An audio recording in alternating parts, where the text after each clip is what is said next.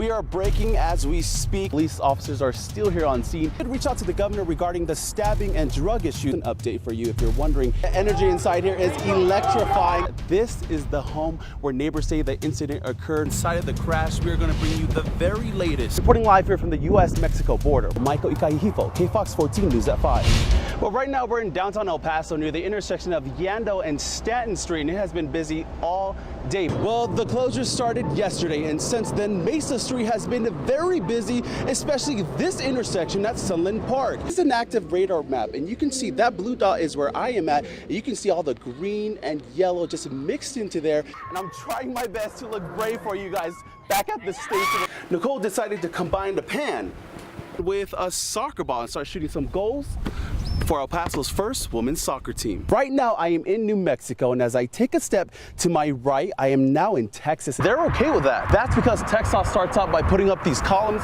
for a solid foundation. The murder happened on Wednesday night here at the Tigua tribal land right behind me, and our crews were not permitted onto the land, so we met with loved ones off of it. Police found the body of 27-year-old Amber Marie Mena inside of this home, and they are still looking for answers. We just got here about 10 minutes ago, and police are responding to a pedestrian crash near Wenda and Rosedale, where they confirmed one person has died. But we will be following up on this story to ensure that the owners do comply with the current violations. This is all that remains, is a damaged mangled fence, and as you can see, it's not even able to close all the way. Now, they're also investigating whether Quintana was responsible for other car thefts in the area. Police are looking for the woman and two other suspects seen in this surveillance video at Tortuga Sports Lounge. Well, 39-year-old Tony Raza was murdered back in April, and still police have not been able to identify the murderer. When the suspect approached their house, their doorbell camera started rolling. And when they looked at their panel, that's when they could see who it was. So when the suspect forced his way into the house, front door, that's when Jacqueline called 911. A Border Patrol agent who died under mysterious circumstances was laid to rest on Saturday. Federal officials are still investigating the incident that left Rogelio Martinez dead and his partner seriously injured. Michael Ikahihifo from our El Paso station, KDBC, has more. We are here at Restlawn Cemetery, where friends and family are gathering one last time to say their goodbye to Agent Rogelio Martinez. Now, officials came from all over, including Attorney General Jeff Sessions. Now, we've been following the funeral since it started, and the mood has been very sad, but also very respectful. Lines of police escorts, Border Patrol helicopters, emotional family and friends, and a variety of officials from all over came to pay their respects to Agent Rogelio Martinez. Services began with a rosary at Martin Funeral Home and then continued on at Our Lady of Guadalupe Church. The services concluded at Restlawn Cemetery, where the El Paso Fire Department showed a massive flag honoring the fallen agent. Agent Martinez leaves behind a son, fiance, and a community of people who loved him. Friends and family of Martinez say the void left behind by his death is irreplaceable. Now, as we reported last week, Agent Martinez died from an unknown injury as an agent patrolling on duty. Now, the FBI has no conclusion of how he died, but they are offering a $25,000 reward for anyone with information regarding his death. Todo del lado derecho vienen siendo las camisetas de manga corta. I really love what I do. Gustavo Tavera has owned his t-shirt shop for 29 years. It's right in the middle of construction for the Paseo de las Luces project. At the beginning, I used to see workers during the day. Now we don't even see workers. Tavera says summer is usually good for business, but not this year. I really didn't have good summer. This was the first summer in many years. Well, Gustavo's business is seeing a lack of customers due to barriers like these. And as you can see, he is not the only one.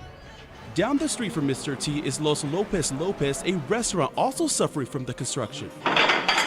There's a lot of dust, less customers are coming, but I see they are working hard to make it more modern. Businesses we spoke with tell CBS4 they were told the city ran out of money, and CBS4 on your side asked the city, but they say that's not the case. We're currently on budget and on schedule to complete that by the end of October. But even though the city says they are on pace to complete the project, I doubt it. business owners like Gustavo say he hasn't seen much progress. There's so many things that they need to do. And since summer is already almost over, Gustavo says he hopes the project will finish before the year ends so that he can at least end the year on a good note. Even in Christmas, if this is finished by Christmas, we're going to have a terrific Christmas. She moved here into town, was looking for a football team and a cheerleading squad for her daughter. The West Side Mustangs are having their regular practice today.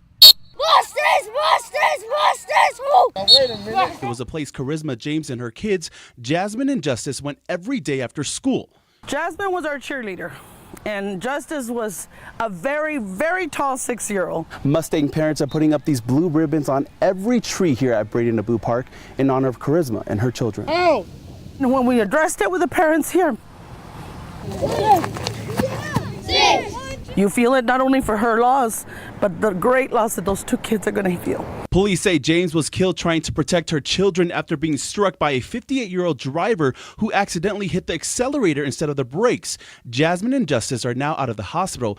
Jasmine's father says she has bruises and scrapes all over her face, and Justice is wearing a leg brace. Mr. Kumar just told me that his son suffered perforated lungs because he was caught in between 2 vehicles. Freddie Clayo has been in contact with the parents of Atindra Kumar, the other child involved in the crash. He is on a ventilator right now, on a breathing machine. We're told the Kumar family moved to El Paso from Singapore in June. So they're going to have a really unfortunate first experience with the American medical system. As all 3 kids continue to recover, friends and family say they will do their best to honor the memory of Charisma. Great lady. If you didn't know her, you missed out. Special lady. Thank you for being here. Obviously, you all are VIPs and they are anticipating you all's visit. Just a few minutes after touring the tents at the Marcelino Sedna port of entry, lawmakers described what it was like inside. I'm very worried that we're headed from one humanitarian crisis to another. This comes after President Trump signed an executive order to reverse the policy on the separation of families at the border. Now, lawmakers were given the opportunity to speak with some of the children, and Congressman Beto O'Rourke says he saw kids playing soccer. They appeared healthy, well-fed, and many smiling. But Senator Udall says he worries about their mental health. We were able to meet kids who've been separated from their parents who arrived here at the U.S.-Mexico border from Guatemala. Their parents have already been deported back to Guatemala. They're here in this country without their parents. HHS confirmed there are 23 kids at Tornillo that have been separated from their families. The agency also confirmed 7 girls between the ages of 13 and 17 arrived today and will be housed at the tents in Tornillo as well. But this is not the first time tents have been built in Tornillo to house immigrant children. In 2016, Congressman O'Rourke described the Tornillo facility as well-kept and beneficial for the asylum process.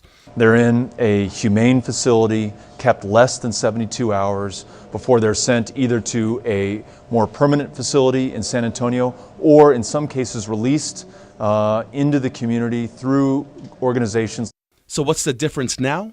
Kids who are here who do not know when they're going to be able to see their parents. That in itself is inhumane. Lawmakers say they will take what they saw from this tour back to Washington in hopes of coming up with a plan to implement a new policy. I have not been part of a meeting and have not spoken to other members of Congress who are part of a meeting where every government agency who has some part in looking after these children, from Border Patrol to ICE to ORR to other folks at HHS, are all present in the same room to answer questions. And it makes me wonder how seriously the federal government and the Trump administration are taking this issue.